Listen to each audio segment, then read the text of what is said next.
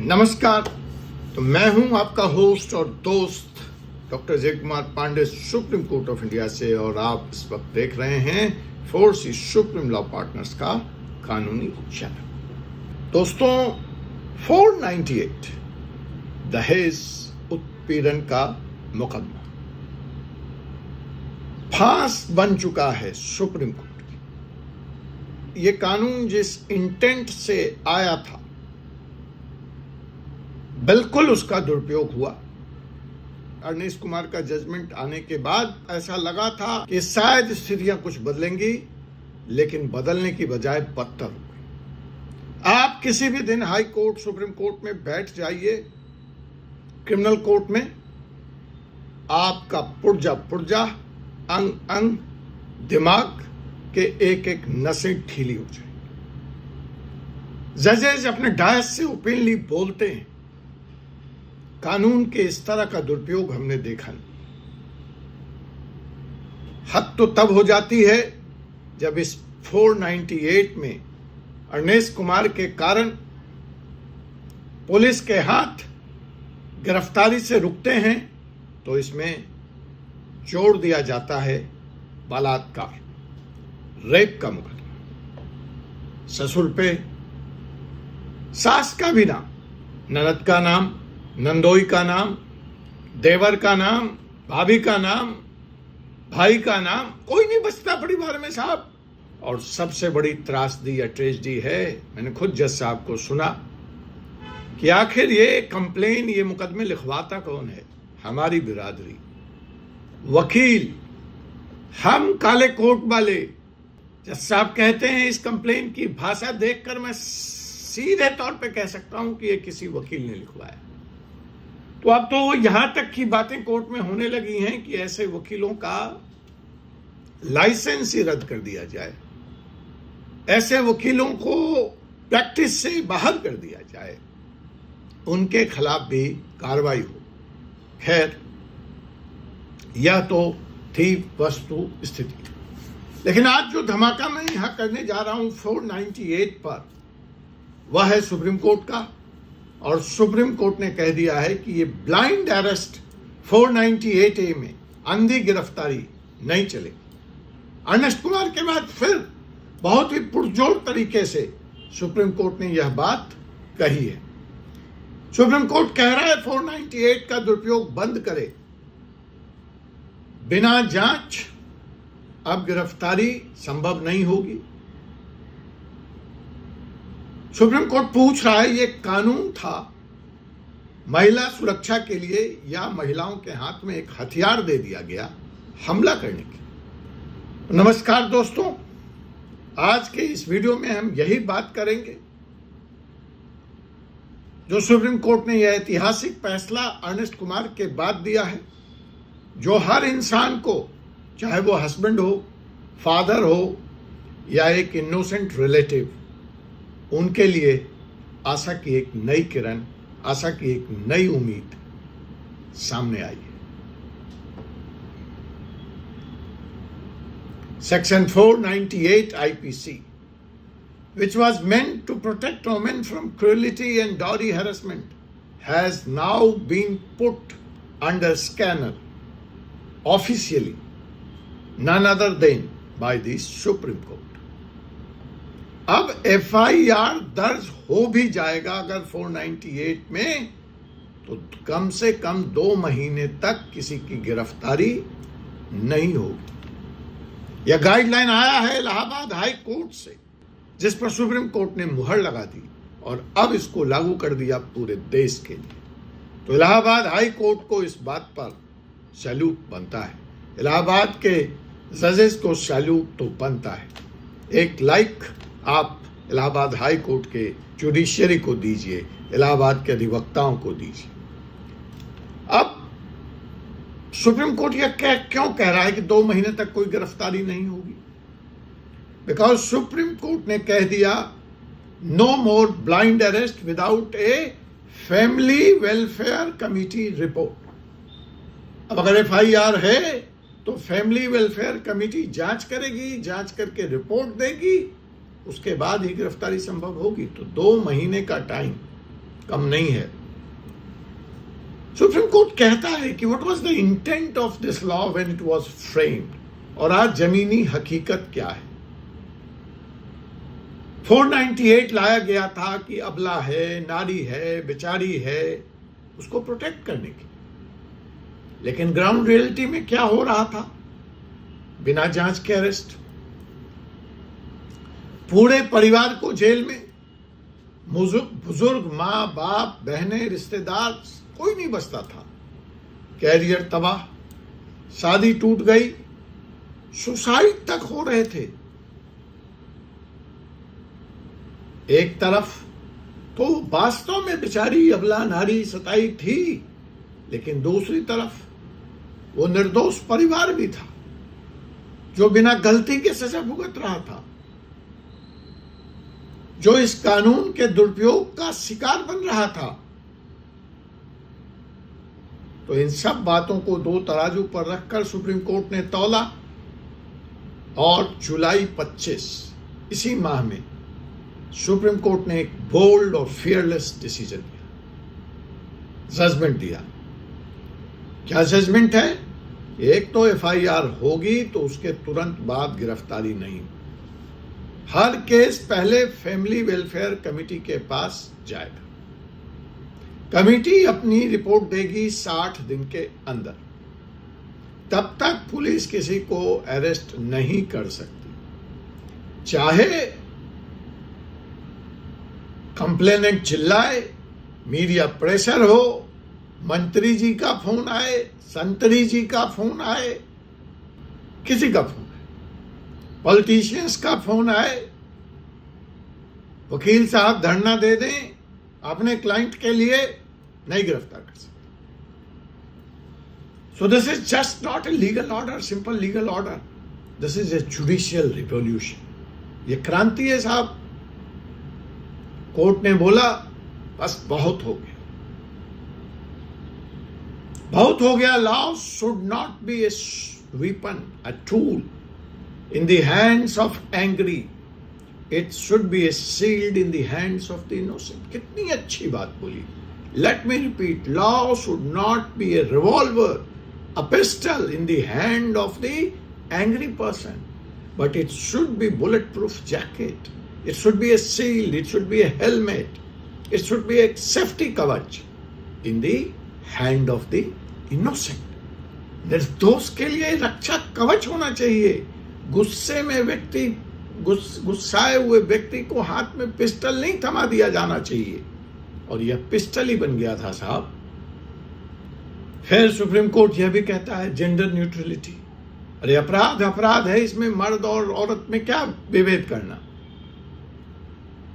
तो supreme court ने emphasis किया कि जो एक कॉन्सेप्ट था कि महिला कमजोर हैं, बेचारी हैं, लाचार हैं, अबला हैं, नारी हैं, और उसके लिए उनके रक्षार्थ कानून बनाए गए थे। अब समय आ गया है कि इस पे समाज को विचार करना पड़ेगा। महिला कहीं से अबला, बेचारी, लाचार, वक्त की बारी नहीं है। तो इसलिए अपराध अपराध है, और जो अपराध किया जाए तो उसको बराबरी के तौल पर, बिना किसी विभेद के, बिना किसी डिस्क्रिमिनेशन के देखा जाना चाहिए। तो यह जो वर्डिक्ट है, यह उन सब एक्टिविस्ट की भी जीत है जो लगातार इस विषय को उठा रहे थे, जो इसका विरोध कर रहे थे, और यह एक थप्पड़ है उन सभी लोगों के मुंह पे जो महिलाओं के नाम पर इस कानून का दुरुपयोग कर रहे थे। यह एक थप्पड़ है उन लोगों को जिन्होंने हर शादी को क्राइम सीन में तब्दील कर दिया था, और हर पति को कम से कम गुनाहगार तो नहीं तो शक के दायरे में तो लाकर खड़ा ही कर दिया था। सो साहब, India needs gender neutral laws.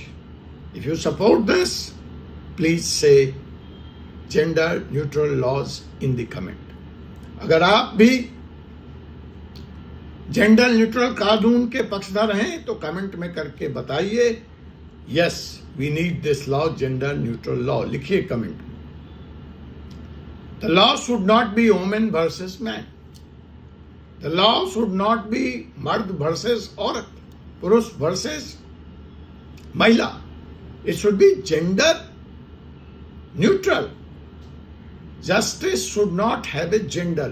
एक तरफ आप कहते हैं कानून अंधा होता है, फिर दूसरी तरफ आप एक चश्मा पहना देते हैं उसको, जिससे उसको महिलाएं निर्दोष दिखती हैं और पुरुष बेचारा दोषी दिखता है. तो justice should not have a gender. Justice is blind. पर आज तक वह अंधी रही महिलाओं के मामले में, लेकिन अब ऐसा लगता है कि उसने वह चश्मा उतार फेंका है. अब वो जग गई है. अब ये जो नया जजमेंट आया है सुप्रीम कोर्ट का, बिल्कुल तत्काल प्रभाव से लागू होगा. कोई कंफ्यूजन में मत रहिएगा आप लोग. पुलिस वाला तंग करे तो ठोक दीजिएगा, ठीक है, बता दीजिएगा या वीडियो ले जाकर दिखा दीजिएगा. और कंप्लेन करने की पूरी तैयारी रखिएगा, ठीक है. तो इसका मतलब क्या है कि 498 आईपीसी का मिसयूज पहले भी बहुत हो चुका है. यह सुप्रीम कोर्ट कह रहा है, मैं नहीं कह रहा हूं. Rajesh Sharma versus state of UP 2017. ठोक बजा लीजिए. बार बार पूछते हैं साइटेशन क्या है, साइटेशन क्या है. लीजिए साइटेशन. अरे कभी लाइक वाइक भी कर दिया करो, 150 रुपए भी दे दिया करो, बस साइटेशन दे दो. वीडियो तो एजुकेशन फ्री में है ही, बाकी कुछ चैनल के लिए भी करेंगे. खैर, आप सुधी जन हैं, आप पे ही यह निर्णय छोड़ता हूं. तो साहब, Rajesh Sharma versus state of UP 2017. ST ने बोला था कि अरेस्ट पर ब्रेक लगाओ, नहीं माने. ललिता कुमारी वर्सेस गवर्नमेंट ऑफ यूपी 2014, जिसने कहा था कि एफआईआर तो मैंडेटरी है, एफआईआर आप कर लीजिए, लेकिन इन्वेस्टिगेशन के बिना अरेस्ट नहीं करेंगे. Arnesh Kumar versus state of Bihar में तो आते आते सुप्रीम कोर्ट ने कह दिया 2014 में कि अरेस्ट इज नॉट ऑटोमेटिक. किधर एफआईआर हुई, आपने उठा के हथकड़ी पहना दी. इस बार सुप्रीम कोर्ट ने बोला एनफ इज एनफ.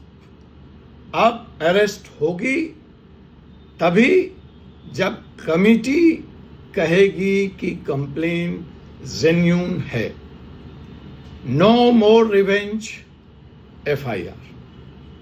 बदले के लिए अब एफआईआर पे कार्रवाई पे शायद विराम लगे. लेकिन देखिए, यहां पे आके सुप्रीम कोर्ट के दरवाजे बंद हो जाते हैं. तो सुप्रीम कोर्ट को करना था, सुप्रीम कोर्ट ने कर दिया. राइट फ्रॉम राजेश शर्मा, ललिता कुमारी, अर्नेश कुमार, और अब ये जजमेंट. अब यहां से जिम्मेवारी शुरू होती है आपके पार्लियामेंट की. अब यहां से जिम्मेवारी शुरू होती है आपके मेंबर ऑफ पार्लियामेंट्स की, जिनको आप चुन करके यहां दिल्ली में अपने नुमाइंदों को भेजते हैं. उनको क्या करना चाहिए इस जजमेंट के बाद, या वहां क्या होना चाहिए भारतीय संसद में. लेकिन वहां फुर्सत किसको है चिल्लाने, पोस्टर फेंकने. इन सब बातों के लिए तो 2014 से ना माहौल बचा है और ना किसी का इंटरेस्ट है. खैर, आप जनता हैं, मांग करना आपका हक है, आप जरूर मांगें. तो साहब, अब जो बारी है वो पार्लियामेंट की है. लॉ को कोर्ट ने टाइट कर दिया, लेकिन अब समय आ गया है कि इस पर पार्लियामेंट एक्शन ले, 498 को अमेंड करे, इसमें अमेंडमेंट मूव हो, जेंडर न्यूट्रल बनाया जाए इस लॉ को और भी दूसरे कानूनों को.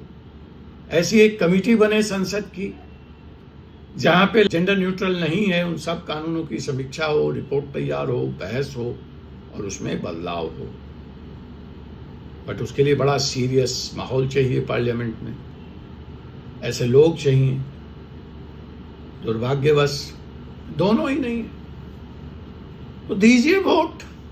जात पे, पात पे, धर्म पे, मजहब पे दीजिए. पैसे लेकर, दारू पी के, जैसा राजा वैसी प्रजा, और जैसी प्रजा वैसी राजा। खैर, ये पॉलिटिकल चैनल नहीं है, पॉलिटिकल बातों का वक्त नहीं है, लेकिन दुख तो होता है ना। मैं भी इस देश का एक नागरिक हूं, एक वोटर हूं। अपने आसपास कानून कितना कानून के दायरे में बंद कर रहा हूं, बताइए आप। एक कोई अकेले डॉक्टर अजय कुमार पांडे तो परिवर्तन ला नहीं देंगे, कोई सुप्रीम कोर्ट के जज साहब तो परिवर्तन ला नहीं देंगे। समाज को जगना होगा भाई, और व्यापक परिवर्तन करना होगा। सारा कुछ तो जाके उस कुएं में ही तय होता है। फिर आप दोषारोपण, चाहे पीएमएलए का दुरुपयोग है, चाहे जीएसटी का दुरुपयोग है, चाहे 498 का दुरुपयोग है, सब तो वहीं से निकलता है। और वहां कौन लोग हैं, किनको आप चुन के भेजते हैं, कैसे चुन के भेजते हैं, उनको कितनी समझ है कानून की, तो फिर तो यही परिणाम निकलेगा। फिर भुगतना तो पड़ेगा देश को। खैर छोड़िए, थोड़ा भावुक हो गया था, माफ कीजिएगा।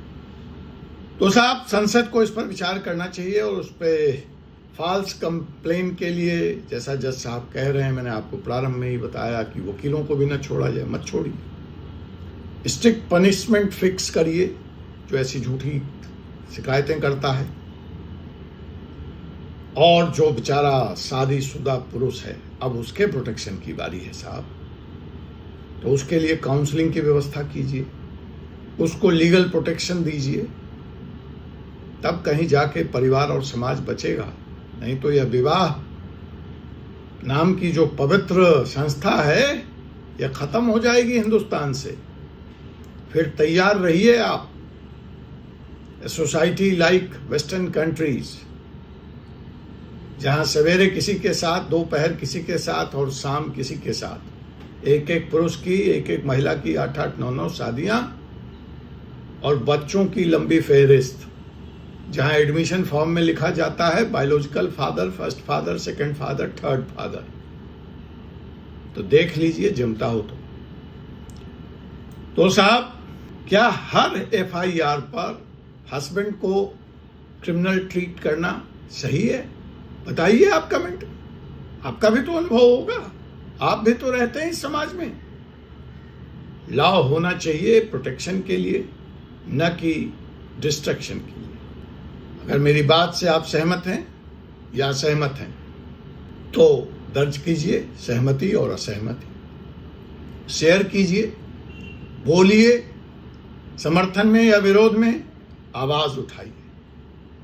और अगर आप किसी ऐसे आदमी को जानते हैं जिसे 498 के गलत इस्तेमाल के कारण जेल जाना पड़ा है, तो कमेंट में उनका नाम लिखिए और यह वीडियो उन तक पहुंचाइए। अपनी आवाज में उनकी आवाज मिलाइए और उनके हक के लिए, उनके हकूक के लिए, उनके राइट के लिए खड़े होइए। यह फाइट सिर्फ एक जजमेंट की नहीं है, यह पूरे दिमागी सोच को बदलने का जंग है। It's time to change the mindset. Justice for man भी एक राइट है। It's time to talk about loudly and legally.